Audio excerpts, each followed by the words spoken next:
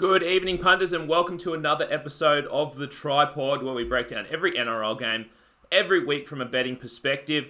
And last week we kicked off the NRL finals, and a lot of people say it's much harder to make money in the finals or in the playoffs of whatever sport, and we would be ones to agree. But 4-1 record last week at the start of the finals, and looking to improve that this week with a couple of cracking matchups. Jacob, how you doing? Very well, thanks, mate. Yeah, we did say before our finals preview, the lines are more heavily scrutinised. There's less games to watch. There's less, intangible factors that we find advantages, such as lacking motivation or whatever. It's the finals. Everyone's going to throw their best shot, or at least they should. And it's harder to win at a really high clip, like 60%. And then we went and gave you 80% best bet winners. So we were still, selective as we have been this week. So we're prefacing the fact there's only 2 games. Again, very highly scrutinised matchup. We're going to dive in. It's also good. We should celebrate that we hit our multi last weekend, because it's really going to be hard to create any more multis. Isn't it? It is crazy when after, week 1 of the finals, it doesn't hit you that there's less footy because the games are so big and, there's, big sport all over the world. But I feel like this week it starts to hit you like, there's no Sunday footy again till the GF. Yep. And there's only one game Saturday. We've only got 5 NRL games left this season, so luckily they are going to be cracking games. And another thing is, again, we're 62% best bet winners all year. One of the strengths is that we each individually do our own assessment, our own handicapping. We find what we like, and we really only strongly best bet it when we agree. And I think a lot of shows where they don't have as much time to talk about a topic, or, it can be a bit awkward to disagree with your co-host. Right. But we are happy to disagree sometimes. I think if you say something that you believe, is good information for the listeners, and I just say, yeah, but I don't really agree with that, it's kind of disingenuous for the people listening that I'm just going to say, yeah, and also this. So I think we're not afraid to call each other out. We've had a lot of, side bets through the season, and I guess I'm foreshadowing there could be a big side bet coming up in week 2 of the finals as well. Indeed, and to follow on from that, this one's not going to be as long, only 2 games this weekend, but if you want a more in-depth breakdown of what happened last week, because obviously a lot of the bets and a lot of the info coming in from here is going to lead off the back of the games last week. If you want a more in-depth breakdown of that, feel free to listen to our finals week 1 recap. That went, I think, close to 40 minutes, so that's a bit more in-depth. And let's not sell ourselves short here, Jacob. You landed a 16-1 NRL multi last weekend, and not to be outdone, then we landed a 16-1 NFL multi to get the week started this week. Let's start off Friday night. No Thursday games, as you said, and no Sunday games this week. It's the Roosters laying 6 points against the Raiders. The total is 42.5 points, and what a cracking game this one should be. I mean, we all kind of know what happened last year's grand final. Not much need to revisit that, but we do know that there was some feeling in that one, and there's going to be some feeling in this one. I think the Raiders have been, I know they played a couple of times this year, split games, but I have no doubt the Raiders have been waiting for their revenge, basically the entire year to inflict that on this Roosters side. But let's just quickly revisit last week, I guess. I mean, both teams were favoured. Both teams had to come from behind to win. And although the Roosters played on the earlier game, they have 1 extra day's rest here, I actually think that the Raiders are in a little bit of a better spot here. That Roosters game was brutal. I mean, we've said all year long that this Panthers side does not let up for 80 minutes, and that's exactly what happened. I think not only more physically draining for this Roosters side, but also a bit emotionally as well, because they had chances there. It was a 1-score game with the last 15 minutes left, and then they come out of that one with a loss. So I actually, and I don't know what you think about this, Jacob, and not only that, but the Raiders got to rest essentially their entire team round 20. So I think they are the fresher team, and I would say that the Raiders are in a slightly better spot here than the Roosters for this week 2 matchup. Yeah, the spot's an interesting one because no doubt it would have taken more petrol out of the tank, that enthralling matchup. And I watched it again today, Roosters-Panthers, because it was such a good game and it was amazing, the ebbs and flows. And as you said, this pod might be a bit shorter, but if you've still got a wet appetite for our thoughts, I know less people listen to our recap than our preview because you don't get best bets in the recap. But it's obviously in the stream, or go back to the Tripod page and listen to the video, because we comprehensively talked about last week, so we won't talk about it as much right now. But then again, the Roosters get the extra day and they don't leave Sydney. So I think that can cancel out the fact that the Raiders had an easier game. And in saying all that, the Raiders got made to work for it, were trailing at halftime against the Sharkies. I also take the point about fatigue. And the fact that the Raiders took that great opportunity, which we both said was pretty smart, correct, yeah. To rest everybody in round 20. But I said last week, I really thought you couldn't lose in week 1 of the finals and win the comp. And I think the Roosters have every chance this weekend. They still would have a chance to beat the Storm, but it's just, I think that it does mount that toll. If you have to win, 3 straight or 4 straight Not games. only that, it's like the hardest way around too. You play the Panthers, who are just relentless, and now this is arguably, the Raiders are arguably the hardest of of this round to have played. Sure, I mean, the form of the Bunnies would be very interesting if, Bunnies versus Raiders right now, who's the better team. As good as the form of the Bunnies is, I could probably argue I like the Raiders even more. They're the team that is built to win in the finals. But yeah, it's going to be such a hard way around. As you say, Roosters could have to beat Raiders, then could have to beat Storm, arrest the Storm in Queensland, and then go and play a fresher Panthers as well in a grand final. I did say after we watched that Panthers-Roosters, those two teams could meet. That's how much I think of the Roosters. I was very impressed by their fight back against the Panthers last week, and they ultimately covered the game. That was a crazy one where they're up 10, you thought they're going to win, then they're down 18, you thought they're going to get blown out.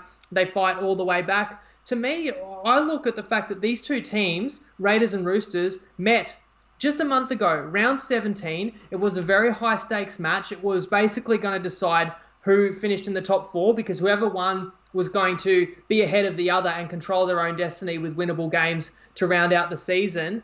And the personnel is almost identical. The Roosters get back Jake Friend this week, and there's no major losses for the Raiders.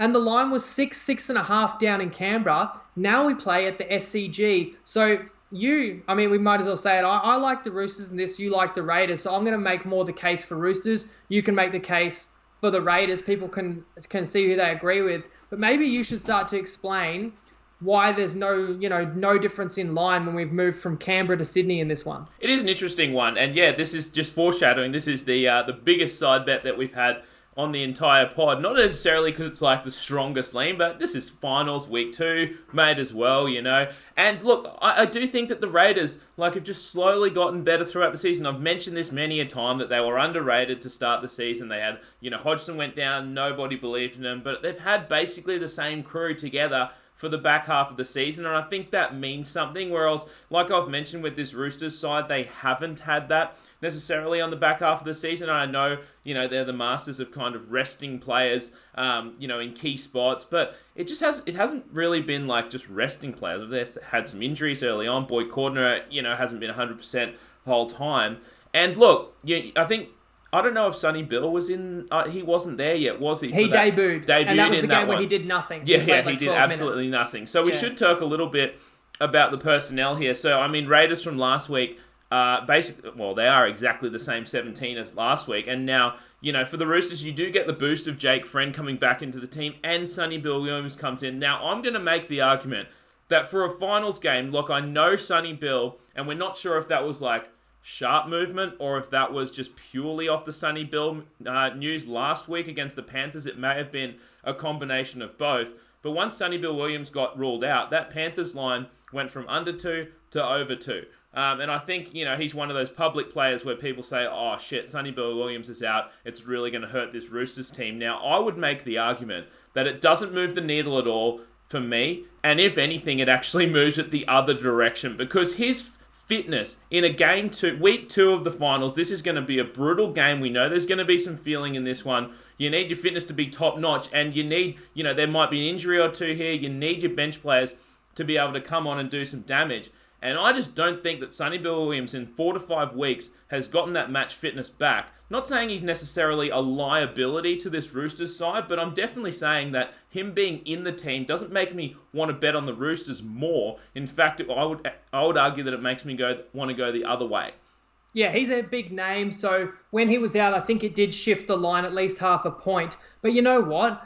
Trent Robinson may not have even believed he was in the best 17, and it may have been games again. Let's name Sonny Bill, because the opponent has to game plan and has to prep to face Sonny Bill because of his unique skill set. But then they knew all along that they were going to reshuffle and they were going to bring like Nat Butcher, and into the 17, and they weren't going to use him. Although I've also heard he's got a neck injury, so who knows for sure if he's even going to play. But let's go back to the Raiders. So definitely, respected the quality of this team this year. And we said from the outset, we thought they may start slow. And actually, weeks 1 and 2 before COVID, they were pretty damn good, pretty impressive. And then they were super impressive when they got that upset win down in Melbourne, if people recall. And we were like strongly on the Storm in that game, and everyone's telling us, Storm are no good this year. But we stood pat on the Storm, won plenty of money this year thanks to them.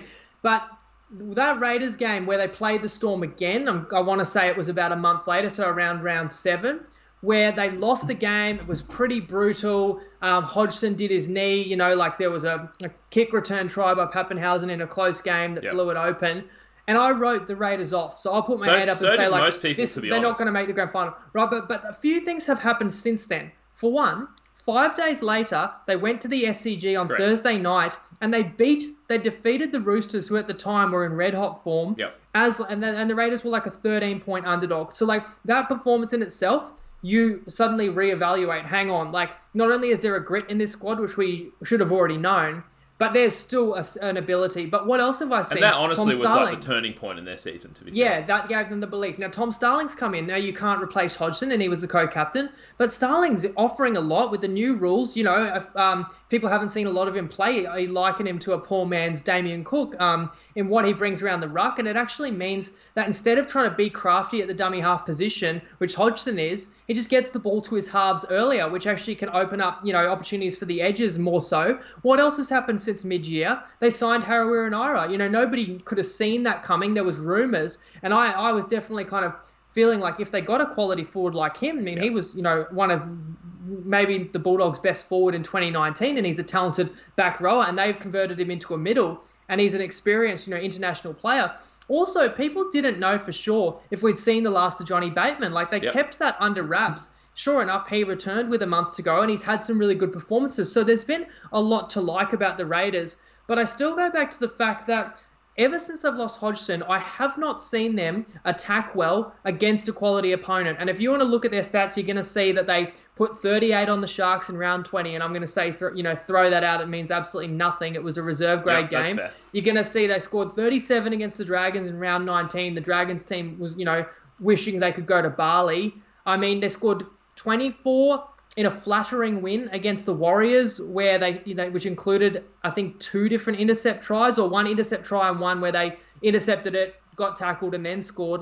And we spoke about that in round 18, that they really could have lost to the Warriors. And you go back the week before, they played the Roosters in Canberra, as high stakes as you can get. It was to make the 4, and they lost 18-6.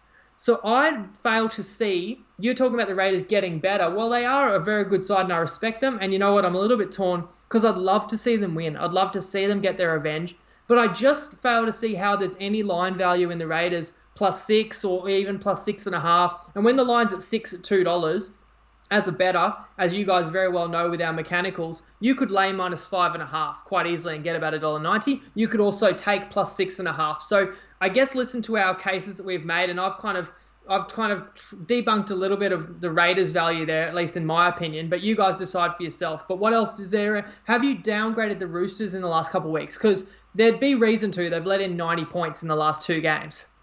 Look, I haven't downgraded the Roosters in the last couple of weeks necessarily, but like I said, I do think it's a really tough spot, and I understand that they played on the Friday game last week, but I really think that game took a lot out of them. That was by far the most intense finals game that we've seen all season long. And look, I understand that this is week 2 of the finals.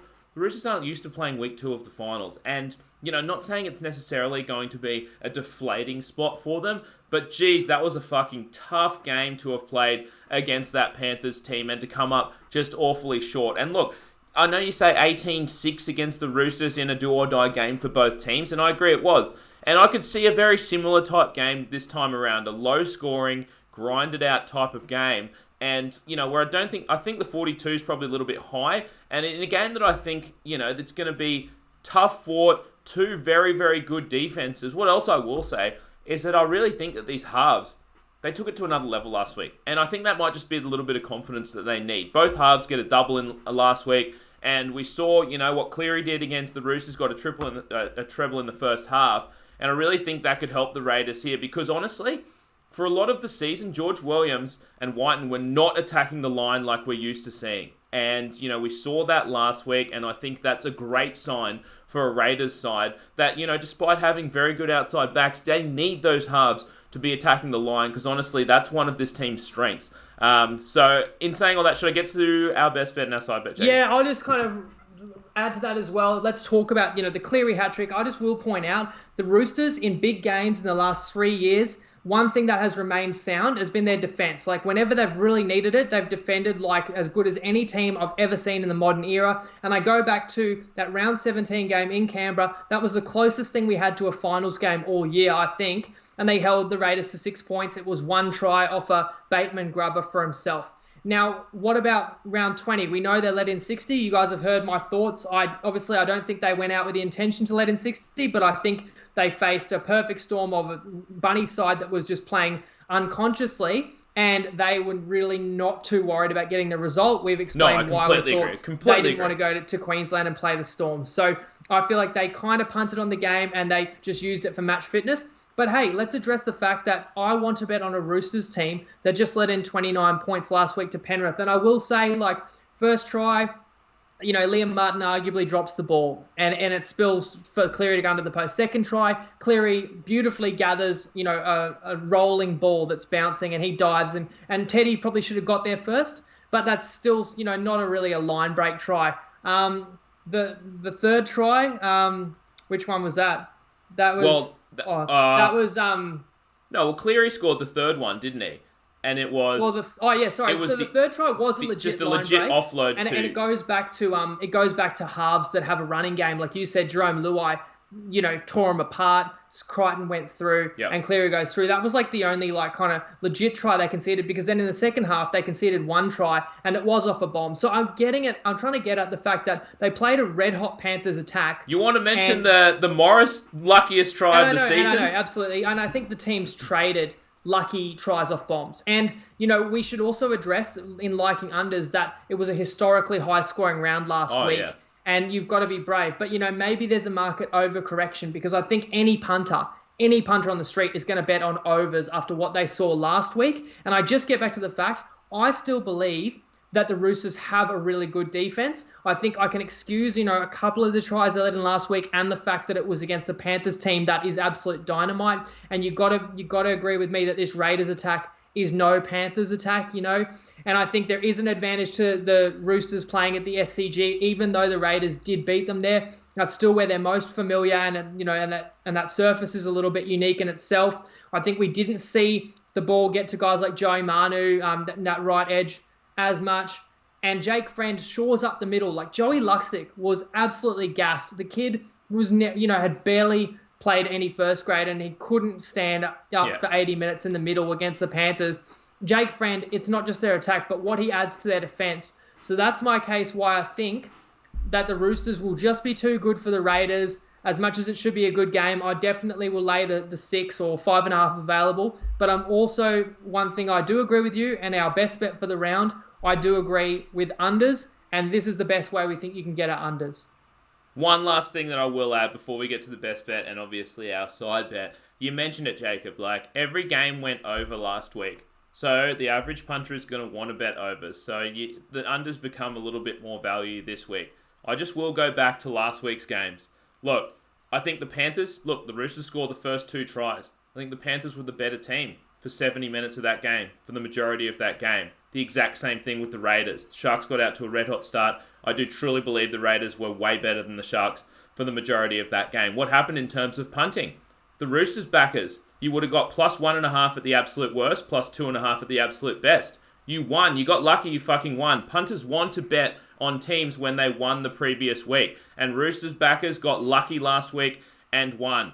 1 million people had Raiders 13 plus in their multis last week. What happens? A brutal cover in the last second. And people will be pissed about that. I saw numerous people that had Raiders 13 plus in their multis, in their singles, and they lost brutally in the final minutes of that game. So I'm just saying that from a punting perspective, from the average punter, they're going to be pissed at the Panthers if they laid -1.5. They're going to be happy they bet on the Roosters +1.5, +2.5. They're going to be pissed that they bet on the Raiders 13+.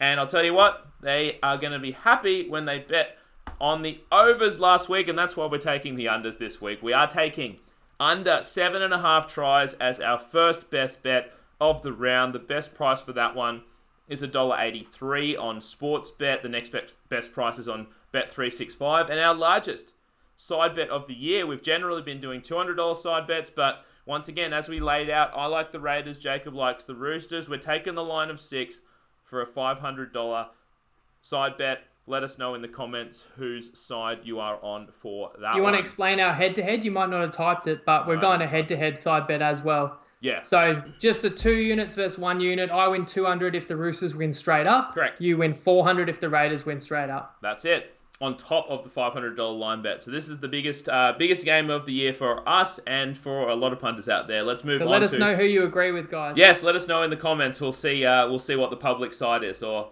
maybe not even, because a lot of people that watch this are relatively sharp. So let's move on to the Saturday game. It's the Eels hosting the Rabbits. The Eels are +6 points. The total sitting at 44.5. Seems like a high total, honestly, for a finals game. 44.5. It's probably one of the higher ones that we've seen in recent times. But, I mean, you just have to look at what the Rabbitohs have done the last couple of weeks, and you can kind of see why the total would be that high.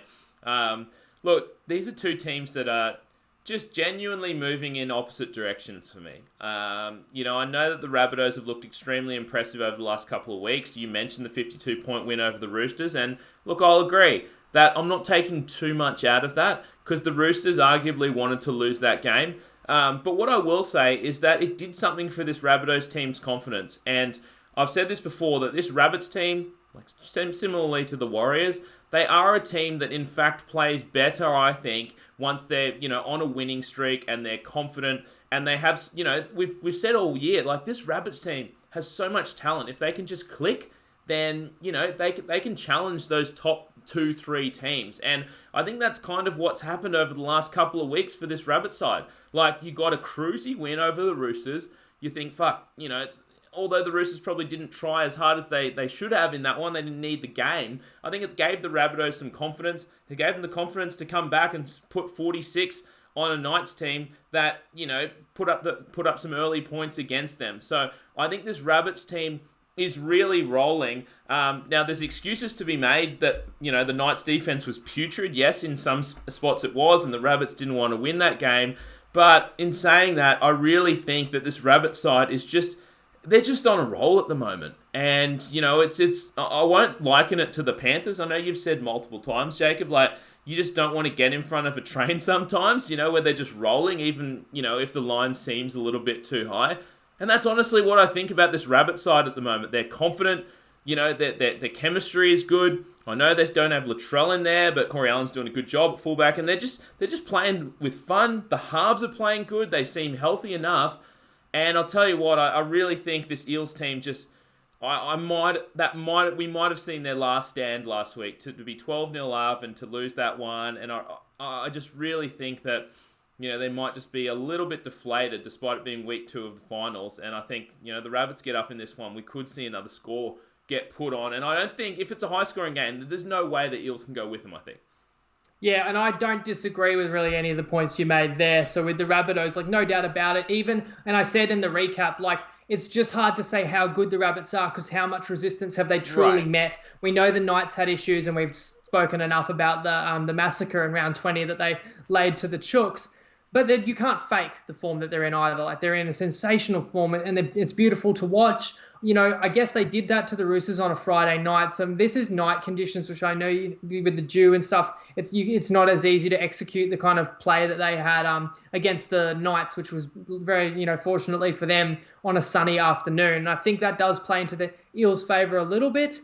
But no doubt about it, the Rabbitohs, they're a team where, you don't really want to, as a punter, get out in front of a team that's clearly just vibing and playing awesome footy. At the same time, they've become so public. I've got so many messages from people saying, hey, I should be backing the Rabbitohs at 20-1 to win the comp. And I think that there's been an overreaction, but once again, they beat the Knights by 20-1 30. seems high. 30 points. Well, that was a week ago. Oh, right.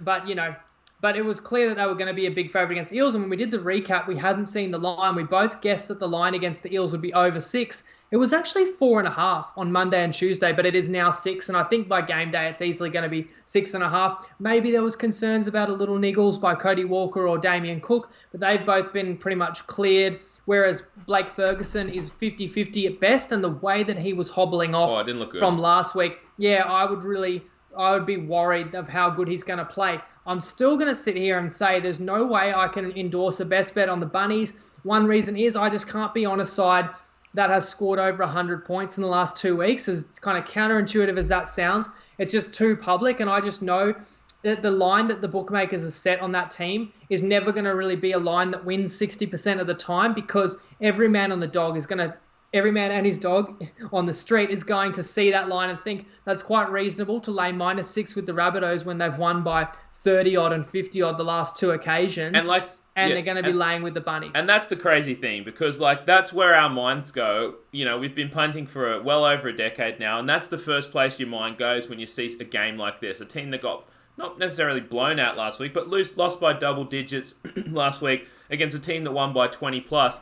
Your first inclination is always to take the team that lost the previous week. And it was like that for me. I was trying to find ways to make myself like the Eels here. And like you said, you make some good points, Jacob. They're at home here at Bankwest. You're catching a converted try. But I just think, especially for a team like the Rabbits, they're such a high variance team, as we've said. When they get on a roll and start scoring some tries, they can put them up in bunches. So it's tough to take +6, +6.5 points with this Eels team, because if they're down at half, I have no confidence, or not much confidence that they'll be able to hang with this Rabbit side. One point I would like to make, and I mentioned it last week, but this Eels side, and I don't necessarily think it's fitness based. I think all these guys are fit, but I think they come out of the gate in these games against these good teams. They come out of the gate so hard. They're going a million miles an hour, like a bull out of a gate. They're going crazy. They're high-fiving each other. And I think, honestly, they fucking wear themselves out in the first half. It happened against the Panthers, and it happened against the Storm. Not saying they're unfit, but, they need to learn to pace themselves better, you know what I mean? And I think it's a thing that happens to them. They're fucking high-fiving each other. They're jumping all over the place. They're going crazy. And then second half, they visibly fade. And I think this could be another one of those times. And honestly, missing Sivo, who takes some important early hit-ups for the forwards. Niokore suspended, and like you mentioned, Fergo named, but I think even if he plays, he's not going to be 100%. Then you're missing a couple of wingers that do like taking hit-ups early in the sets for you, and you're going to have Jennings taking early hit-ups. It's not quite the same. So, look, I really think that missing those wingers, or having a half healthy Fergo, I think it hurts a lot. But in saying that, you're right, Jacob. The sharp side has to be the Eels. I just can't bring myself to take them. Yeah, and I ultimately do think the reason that I'm actually would still lean with the Eels, and I am going to put a type of side bet against you on this one, is that I do think they're underrated in the marketplace. And I think there's a bit of a narrative this week that they've got a lot of injuries, but it's not really a lot of injuries. No, Micah Sivo hasn't played that well and does not really help their defense, if anything. And they're lucky that Jennings has got a number of games under his belt, actually, when he was on loan at the Warriors. Whether Fergo plays or not, it's obviously not great. They've got Takarangi, who can slot in, into the centers or into the back line. Niokore is not a huge loss. I mean, you got guys like Madison's been in and out of the squad. Nathan Brown out a little bit. Reed Marnie's been out. He's back. Dylan Brown came back last week. He's only going to be better for the run. I also think when you talk about them running out of petrol in games, you could be falling victim to small sample size. I mean, they were up 12 against the Storm, who are a phenomenal side, who were playing, in great conditions at Suncorp Stadium, who were chasing points and who got on a roll. And that led to a lot of the points as well as, didn't the Eels make a comeback victory against the Tigers in round 20? If I was to kind of to counteract that point, I just think people somehow are talking about the Eels being really porous on defense and, getting fleeced on their right side defense, and Wonga Blake getting exposed. But in the first half of the season, I keep going back to seeing that this team was as stout as any in defense. Are you meaning to tell me that nobody figured out how to open this side up in the first 10 weeks? Like, I really still think the defense isn't bad, notwithstanding they let in 36 against the Storm. Well, I think part of that is just how good the Storm is as well. Who's saying the defense is bad? Because the narrative I hear on all the talk show, the talking heads, is that the defense is still decent, but the attack is just horrific. So I don't know who's saying... Yeah, well, that's kind of what it was towards the end of the regular season. And then I suppose they conceded over 20 points against the Tigers in round 20 Sure. and then 36 last week. And now people don't think they can stop anybody. And you've seen what the Rabbitohs have done. So I think that the most common bet on this Saturday night game is obviously going to be Rabbitohs and over. Or, Rabbitohs -6 and over, Rabbitohs 13 plus and over. But... Sure.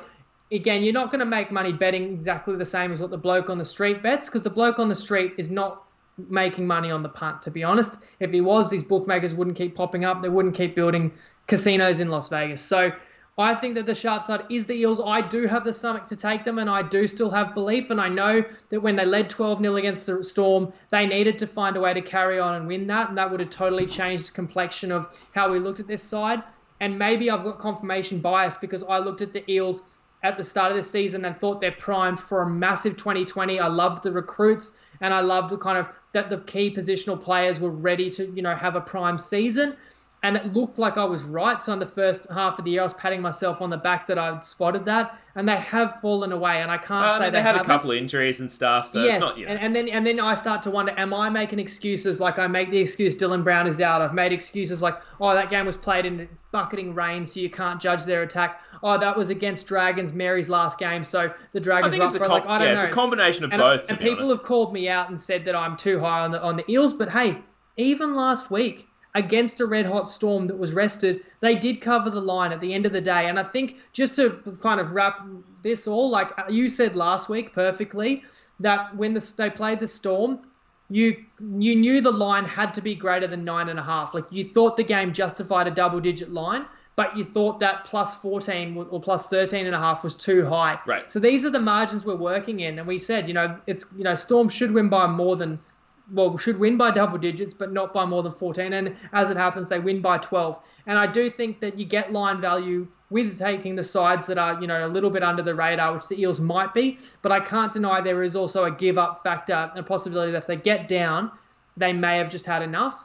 I hope not, because I hope we get an entertaining Saturday night footy game, but we just can't find a market that we've got a strong amount of confidence in. Now, let me ask you this, Jacob. You mentioned the give-up factor, and I want to dig into your head a little bit here, because I think we think the same way. Now, if you were going to bet the Eels, I think, would you be inclined more so to take them, say, just to win, or say in a half-time, full-time market? And if you're inclined to take the Rabbits, because I know I'd feel this way, rather than just taking the Rabbits to win at like $1.45, I think I would be more inclined to take them like 20 plus or something, because they are such a high variance team. And I truly believe that if the Rabbits are up double digits at halftime, they could go on and win by 30. Whereas if the Eels are up, 2 or 4 at halftime, they have really a solid chance of winning this game. So I think that's the way to play it. Would you agree? Absolutely agree. And I think you said like the identical thing when the Rabbitohs played the Knights on Sunday. And, if you had Rabbitohs 20 plus, you would have won. And that's where you mentioned it, when it's high variance, it's very hard. You're fighting to find half a point or a point of value on the line. And in the scheme of things, with the high skew spread of results, it's very rare that point of value that you might find will actually change the result of your bet. Yep. That's where you're more likely you're better off to try and take a long shot. So let's say you take Parramatta halftime, full-time, and you get $5. That might happen once every 5. It may actually be profitable, whereas you might get around $5, I'm guessing, for a similar type bet, Bunnies 20 plus. Right. And again, there is that chance. So if you like, depending which direction you lean, and I'm sure more of the listeners will be on the Bunnies, maybe you want to go for that big win and that same game multi with multiple players scoring tries and things like that. It's actually not a bad call, but I side with Parramatta, and I actually can see the upset happening on Saturday night. Not that I can feel confident, because you can't be confident getting in front of the Bunnies. You've got to respect what they've done. But I still have just that slither of hope for the slippery Eels. And the funny thing is, despite me just saying that you'd take the Souths, 20 plus to win by 20 or more, or you'd take Eels just to win, we have got a side bet, and I have taken Souths just to win the game. If that happens, I get $200.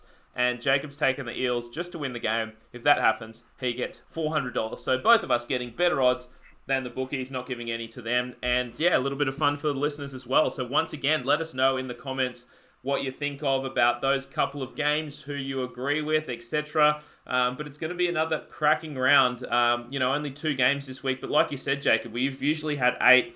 And even though we had 4 last week, it just felt just as epic. So thanks once again, guys, for tuning in. Once again, always remember to gamble responsibly. Even though we've won over 60%, we cashed a couple of $16 multis last week. That isn't going to happen every week. So make sure to, bankroll management, all that sort of stuff. Gamble responsibly. And we will see you guys Saturday night this week to break down, hopefully, what is another winning round of NRL. See you then.